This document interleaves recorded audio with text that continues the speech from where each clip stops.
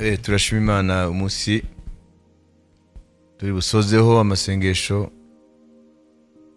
yo kwiriza ko gusengaho turakomeza gusenga katugaruke kuri ya jambo twahereyeho Yeremiya 33 umurongo wa 3 ntabaza ndagutabara nkwereke ibikomeye biruhije utamenya.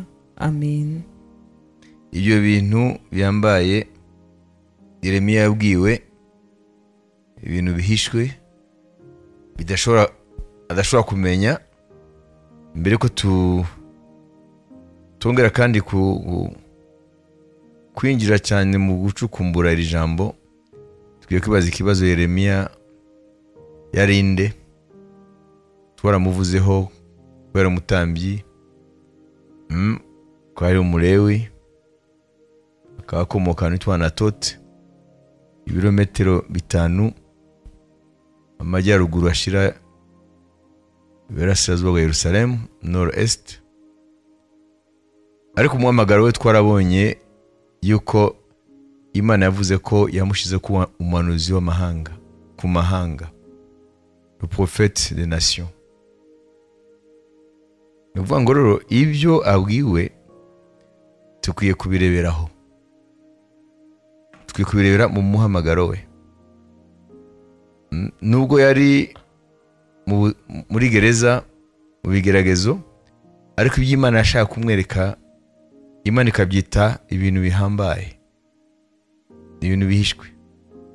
Ni ibiki byari bihambaye byari bihishwe?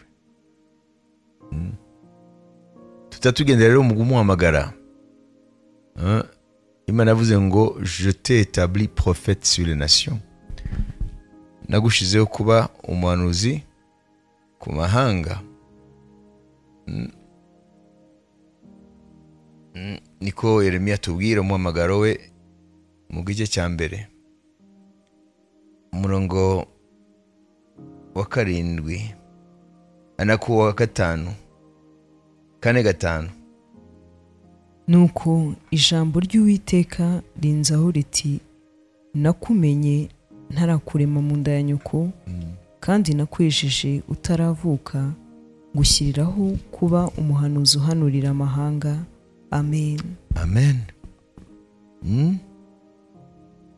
Imana, Dieu a consacré Jérémie comme yamushizeho nk'umuhanuzi w'amahanga. Mu ijambo rimwe rero ibintu Imana ivuga ko nayambaza nahamagara Imana agashaka Imana iraza kumwereka ibintu bihambaye, ibintu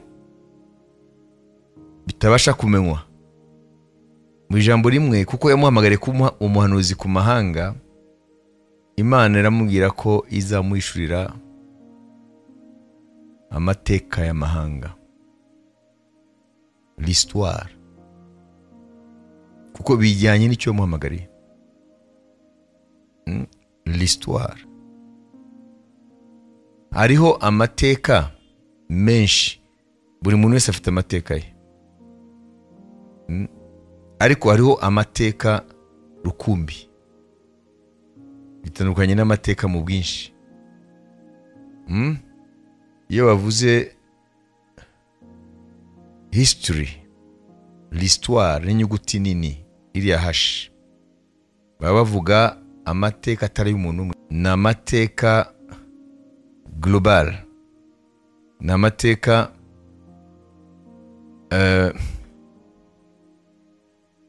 y'inyoko muntu yose, amateka yayo. Tutagiye ku mateka y'umuntu y'igihugu kimwe y'abantu, amateka yose sans distinction, tutabirobanuye bayita l'histoire avec un grand H, l'histoire. Ariko muri histoire harimo utu-histoire. Wabyumvise? Wowe ufite ka histoire kawe, nuri afite aki, nanjye mfite akanjye, kiriya gihugu gifite ni ukuvuga l'histoire avec un grand H. Amateka n'inyuguti nini iriya ya mbere ni amateka yose twese twibonamo. Ni ukuvuga hariho nos histoires personnelles, hari amateka yacu buri muntu afite ye, mais il y a l'histoire avec un grand H twese twibonamo. Imana rero yabwiraga Yeremiya ko iri mu muhishurire amateka. Amen. Na hashi nini icyo ahatse, icyo amateka ahisha abantu, kuko histoire yawe ni gato cyane, kuko ni imyaka mike umuntu akaba yagiye. Ariko histoire na hashi nini ni kuva umuntu ari ku isi. None umunsi twese abari ku isi miliyari 9 turagenda muri yo histoire nini. Ayo mateka ni inyuguti nini. Amateka ni inyuguti nini rero ayishwemo ibintu byinshi bihambaye. Rero Imana yabwiye Yeremiya ko ishaka kuyamushurira. Kubera iki? Kuko ni mwishurira ayo mateka n'inyuguti nini, arahita amenya umunsi yamubwira ko yamuhamagaye, akamenya yuko iyo gereza ni ubusa, kubera ko ahamagariwe ikirenze gereza.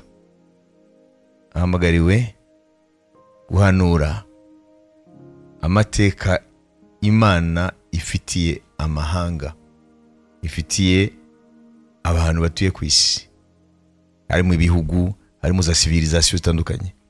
Urumva rero amaze kubona revelation, Imana imaze kumwishura ibyo, yahise abona ko ibyarimo ni bito. Donc il a une grande responsabilité. Afite responsabilité nini irenze kwiganyira muri iyo gereza. Amen.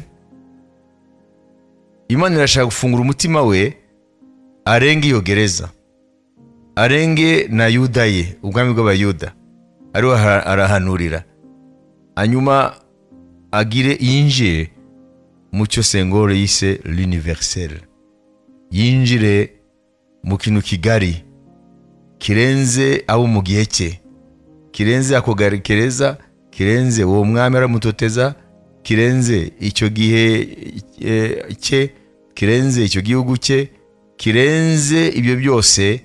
Noneho namara kwinjira mu yerekwa ibindi arimo byitwigeragezo, arahita bisuzugura. Natwe rero impamvu tuganya, tukarira, tugarute, nuko turacyari dans notre petite histoire, turi mu ka histoire kacu gato. Ni ukuvuga ngo turacyafite vision ya Ptolémée, vision géocentrique. Turacyavuga ngo nous sommes le centre, wowe ibyawe bigufataho n'ibyo ureba, ntabwo urarenga wowe. Ni nkuko mbere y'aba Copernic twarabivuze hano, abantu bo ku isi bari bazi ko by'umwe abanyabwenge b'icyo gihe bari bazi ko twebwe abantu turi centre ya byose. Iyi si turimo niyo kamara, izuba n'ibindi byose biratuzengerukaho. Uva iyo niyo vision yari ihari. Hanyuma nubwo ari abandi imbere ya Ptolémée, ariko Ptolémée niwe asynthetiza cyangwa anasemburiza uko kureba isi ko byari bimeze icyo gihe. Amen. Mbere ya Kristo. Hanyuma mu kinyejana cya 15 na 6 noneho bamenya ko ibyo tari byo, bamenya ko tutari twebwe le centre, byose ntabwo bituruna ku muntu. Bamenya ko iyi si yacu ni ntoya, ahubwo natwe n'indi mibumbe nitwe tuzenguruka izuba. Rero ni Copernic rero azana revolution muri science, babyita revolution copernicienne. Uvuga ngo umuntu ntabwo ari we kamara, ntabwo ari we hagati byose, naho iyi si ni akantu gato cyane, ahubwo turi muri système solaire natwe ubwacu tuyirimo, ariko si twebwe bituruna, ni tuzingirukaho. Hanyuma mu nyuma ushatse burakomeza bamenya ko ni système solaire dufite, iri zuba n'imibumbe yayo nabyo n'akantu gato, kuko natwe turi muri galaxy ifite amazuba yandi miliyari na miliyari. Bararenga bamenya ko na galaxy nayo yacu ni ntoya cyane, la Voie lactée, bamenya ko hari izindi galaxy nyinshi cyane. Finalement bavuga ati isanzure ntabwo rifite hagati, rifite n'iherezo. Rero nta muntu ari hagati y'isanzure. Uvuga ngo rero umuntu rero abona ko n'akantu gato cyane. Urumva rero Yeremiya rero yarakeneye vision nk'iyo, yarakeneye ko Imana imubwira ibyo bintu bihambaye, akamenya ko iyamuhamagaye n'Imana ikora amateka, ntabwo ari abantu bakora amateka, n'Imana. Niyo dushaka kubona uyu munsi rero. Twarize amategeko y'umwuka, les lois spirituelles, tushyiramo na les lois morales. Amen. Ya mategeko 9 murayibuka, na mategeko 10 avugwa kuva 20, ariko rimwe ntabwo ari iteko morale, ni dini, iteko ry'idini y'Abayuda, ariko ryamenyekaje Kristo ko ari we Sabato. Amategeko 9 niyo bita loi morale, ntukibe n'ibindi. Hanyuma iyo havuzwe amategeko hari umuntu yashizeho, ntabwo kuyamenya gusa ari byo bihagije, cyangwa kuyamenya no kuyizera. Ukwiye kumenya ko inyuma ya buri tegeko hariho ushinga iryo tegeko. Mu gifaransa bamwita législateur. Derrière chaque loi il y a un législateur. Hari umuntu uhanditse ayo mategeko. Bibiliya ivuga ko Imana ni umucamanza kandi ishinga amategeko. Donc Dieu est juge et législateur. Birumvikana. Amategeko agenga isanzure nimba hari kandi arahari, kuko turi hano kubera ko hari amategeko agenga isanzure, gravité n'andi mategeko. Bivuga ngo nimba hari uyashizeho, bivuga ngo arahari kuko hari umuntu yashizeho, ntabwo amategeko yishiraho, hari uyashizeho. Donc les lois physiques, amategeko ya physique agenga isi yacu n'imibumbe yose n'ibiki n'isanzure, yashizweho n'Imana. Twarabonye ko Imana niyo yavuze, yavuga ngo nimba amategeko agenga amazuba y'iki byose nimba ashobora guhinduka, ngo na Israel izareka kubishyanga amaso yanjye. Ngo Imana niyo yashizeho amategeko agenga isi iboneka, ariyo bita les lois physiques, n'Imana yashizeho. Amen. Kandi niyo yashizeho na les lois spirituelles, niyo yashizeho amategeko y'umwuka, kuko nta tegeko ribaho nta legislateur abaho. Ni uko muvuga ngo amategeko y'umuhanda niyo yishizeho, ntibishoboka.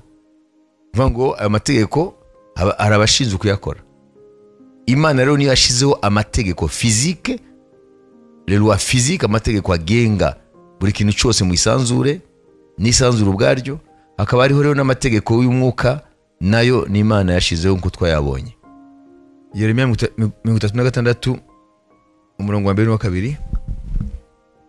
Mu mwaka wa 4 wa Yehoyakimu mwene Yosiya umwami w'Ubuyuda, iri jambo ryaje kuri Yeremiya rivuye ku Uwiteka riti, enda umuzingo w'igitabo ucyandikemo amagambo yose nakubwiye nguhanisha Isirayeli na Yuda n'amahanga yose, uhereye igihe navuganye nawe ku ngoma ya Yosiya kugeza ubu. Amen. ngo amagambo yavuze kuri ki? Kuri Yuda n'amahanga. Si byo sinavugaga? C'est ça en fait la grande histoire. Ayo niyo mateka rero n'inyuguti nini. Arenze Yuda, Israeli, afata amahanga yose. Ni iby'Imana yari yarabwiye Yeremiya ngo nayambaze imwereke ibintu bihambaye ibishwa atabasha kumenya. C'est ça la grande histoire, l'histoire des nations. Amateka y'amahanga. L'histoire des civilisations. Ibyo yamubwiye n'uno munsi tubirimo, tweba turi ku isi. Amen. Kubimenya rero byatumye iriya gereza ye ahisuzugura, kuko arabona ko ahamagara ibintu birenze iyo gereza, birenze iyo Yuda, birenze igihe cye, birenze. Icyo gihe rero mu buryo bw'umwuka arafunguka, ahita agira vision irenze haba icyo gihe cye. Adepasa ibibazo personnel, arenga ibibazo bye ku giti cye, arenga ibibazo byo mu gihe cye, kuko yinjiye mu rwego rwo kubona ibintu ko Imana ibibona. Nuvuga ngo rero ibibazo dufite rero kenshi, impamvu tugira ibibazo ntitubivemo tukaguma tumeze nko muri gereza, ni ukubera ko tuba dufite iyerekwa rigufi. Iyerekwa rigufi kugumiza muri gereza. Amen. Ibyo murabyumva? Iyerekwa rigufi rikugumiza muri gereza. Kaguma muri gereza hano mu bwonko bwawe, kaguma muri gereza. Kuko ntushobora kumenya ibyo bihambaye by'Imana. Mbibutse ibyo twize bushize, twize kwiga hano byerekeye ibyo namaze kuvuga amagambo. Ni byiza kugira ngo n'abaza dukurikira bose bamenye aho twabivanye. Yeremiya 31, 35, 37. Uko ni ko Uwiteka avuga watanze izuba kuba umucyo w'amanywa, washyizeho amategeko kugira ngo ukwezi n'inyenyeri bimurikire ijoro, utera inyanja kwihinduriza bigatera umuraba guhorera. Uwiteka Nyiringabo niryo zina rye ati, aya mategeko nakuka imbere yanjye, ni ko Uwiteka avuga, urubyaro rwa Isirayeli narwo ruzaba rutakiri ubwoko imbere yanjye iteka ryose. Uku niko Uwiteka avuga ati, ijuru riri hejuru nibishoboka ko rigerwa, kandi ifatiro zo hasi mu isi nibishoboka ko zirondorwa, nibwo nzaca urubyaro rwa Isirayeli rwose nduhoye ibyo bakoze byose, ni ko Uwiteka avuga. Amen. Amen. Hano Imana ivuze amategeko agenga isanzure n'ibirimo, izuba, imibumbe. Ngo ayo mategeko aramutse ahindutse, akutse, ngo na Isirayeli reka kubishya ishyanga. Ntabwo bishoboka. Amategeko igihe cyose Imana itarakuraho ibyo yaremye, aya mategeko azakomeza gukora. Ibi rero bitugaragaza iki? Bitugaragaza ibyo Yesaya avuga igice 33:22. Yesaya 33:22. Mama turangiza tugende muri Yakobo 4:12. Hano turashaka kureba ko Imana yitwa le législateur, ushinga amategeko. Kuko Uwiteka ari we mucamanza wacu, Uwiteka niwe utanga amategeko, Uwiteka niwe mwami wacu azadukiza. Amen. Amen. Numva ni utanga afite utanga nukora amategeko. Il est législateur. Donc il légifère, niko babyita muri droit. Le législateur légifère yakora amategeko. Hanyuma Yakobo 4:12. utegeka agaca imanza ni imwe yonyine ariyo ibasha gukiza no kurimbura, ariko wowe urinde ucira mugenzi wawe urubanza. Amen. Siramo. Utegeka agaca imanza ni imwe yonyine ariyo ibasha gukiza no kurimbura, ariko wowe urinde ucira mugenzi wawe urubanza. Amen. Ese ibi turabyumva? Nyeze murasubiramo wasanga batabyumva. Utegeka agaca imanza ni imwe yonyine ariyo ibasha gukiza no kurimbura, ariko wowe urinde ucira mugenzi wawe urubanza. Amen. Ntabwo nshobora kubyumva neza. Un seul est législateur. Barakora gutegeka. Umwe gusa niwe ashinga amategeko. Un seul est législateur et juge. Ni kuvuga ngo Imana niyo yashyizeho amategeko agenga buri kintu cyose. Amen. Imana ni législateur, yashyizeho amategeko agenga buri kintu cyose. Kubera iki twuru turavuga ibi? Ni kubera ko ibyo yabwiye Yeremiya ngo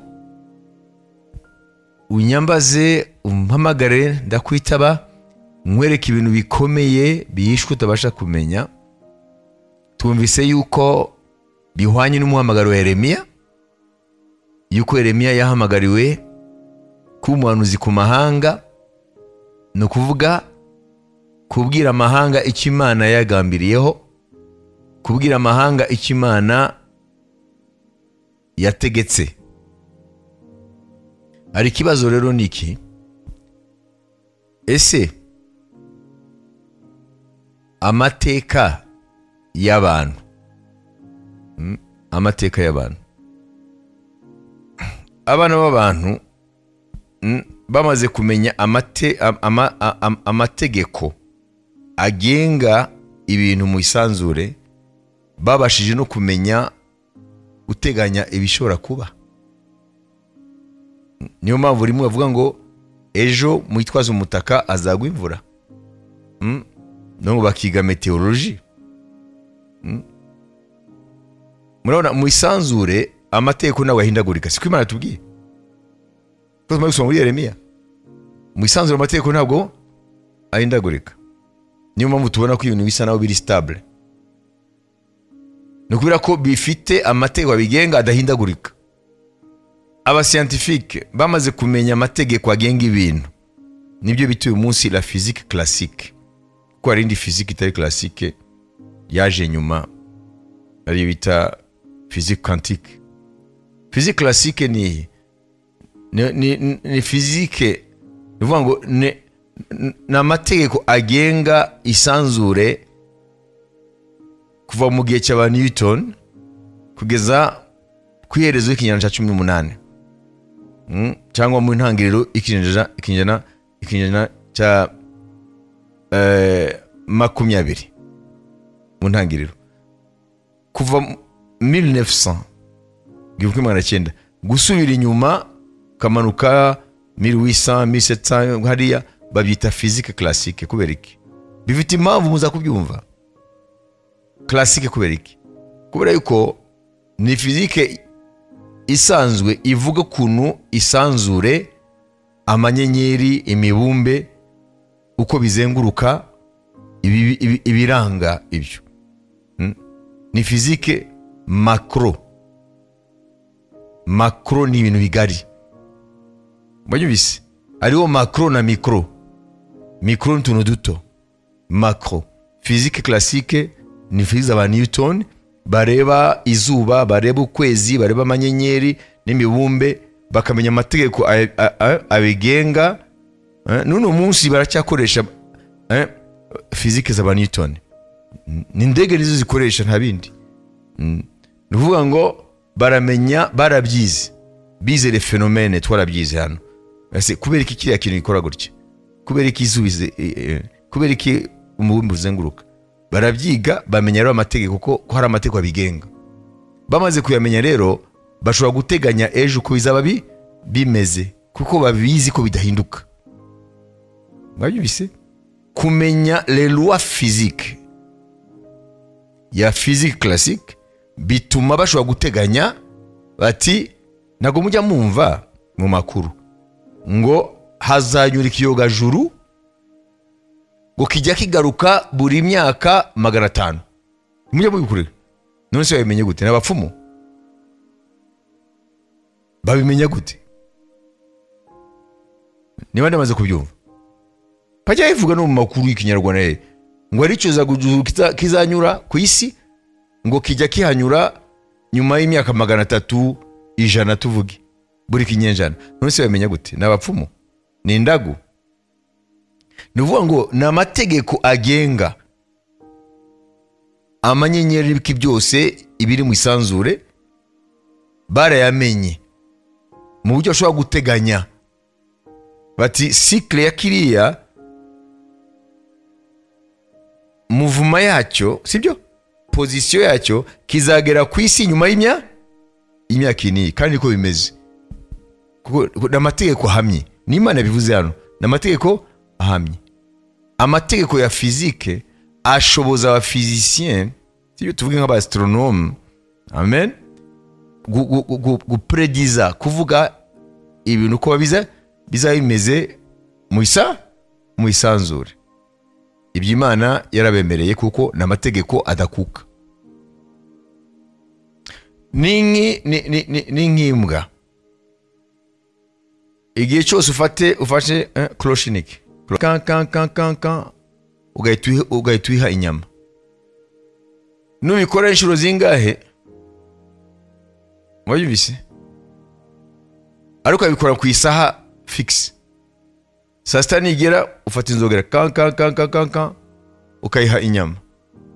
Nubikora kenshi nubwo itakumva inzogera ya saa igeze le chien commence à saliver, tangira kugira appétit. Kubera iki? Yabishuriwe izi ko ni ikintu kidahinduka. Uko niko physique classique ikora. Amen. None hari kibazo, ese ko twumvize ko hariho n'amategeko yandi atari physique sibyo? Dufate histoire, amateka. Ese amateka afite amategeko ayagenga? Nicyo kibazo nshaka kubasigira mu minota 5 kugira ngo mutekereze. Murabona isi, murayibona abana b'abantu ntibagenda mu ntari amateka se sibyo? Ubwo se aya mateka y'abantu uko agenda sibyo, ibintu bigenda bisimburana. Hari amategeko ahamye agenga amateka. Iyo mvuze amateka c'est la grande histoire na hashi nini. Ese hari amategeko agenga amateka nkuko hari amategeko agenga isanzure n'amanyenyeri bikiyose? Yabahari nako amateka afite amategeko ayagenga. No kuvuga ngo nituyamenya dushobora kuvuga ejo hazaza h'amateka y'abantu. Nibyo twabishobora. Ese murabona byumva? Amen. Pourquoi est-ce que les physiciens peuvent prédire aba physiciens cyangwa tuvuge mba physiciens abastronome ko astronaute babandi bagenda kwezi astronome biga l'astronomie bijyanye n'amanyenyeri. Ni gute bashaka kutubwira ngo planeti ni cyangwa kometi ni icyogajuru kiniki kizanyura hejuru y'isi kijya kiyanyura buri myaka 500? Kandi ntabwo ari abapfumu, nuko barametrije amategeko agenga izo nyenyeri niyo sanzure niyo mibumbe, kuko n'amategeko adahinduka. Kuko ahindutse ntibashobora kumenya ejo iriya planeti zabahi, ejo kiriya cyogajuru kizaba kirihe, kuko amategeko ahindagurika. Impamvu babivuga nuko isanzure n'amategeko yaryo ntabwo ihinduka. None amateka y'abantu rero, l'histoire des nations, l'histoire des peuples, amateka ayobora ubuzima bw'abantu ku isi, est-ce que turayazi? Kuko nimba tuyamenye byavuga ko twateganya yuko muri 2050 sibyo Amerika izaba yabaye igihugu cha tiers monde, izaba yabaye nk'ibindi bihugu byose bikennye.